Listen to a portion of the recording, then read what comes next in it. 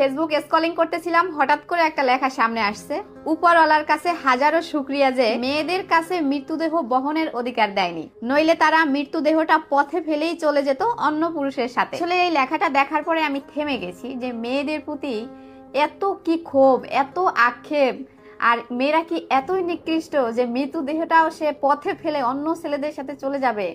মানে কেন ভাই, এত কেন ক্ষোভ মেয়েদের উপর, আর মেয়েরা এত নিকৃষ্ট আসলেই কি? সুখ আর দুঃখে ঘেরা মানুষের জীবন। প্রিয় বোন, এই ধরনের চিন্তা ভাবনা করার পিছনে নিশ্চয়ই আছে এমন কোনো কারণ। কতটা তীব্র যন্ত্রণা পাওয়ার পরে মানুষ এই ধরনের কথা বলে। ধরেন একটা মানুষকে পুরো দুনিয়ার ভিতরে শুধু একটা মানুষকে আপনি প্রচুর বিশ্বাস করেন, ওই মানুষটার জন্য কি না করতে পারবেন। সেই মানুষটা যখন এমন ভাবে বদলে যায়, দেখা বাকরুদ্ধ হয়ে যাওয়ার মতন, কখনো কখনো বাইসা থাকতেও মইরা যাওয়ার মতো।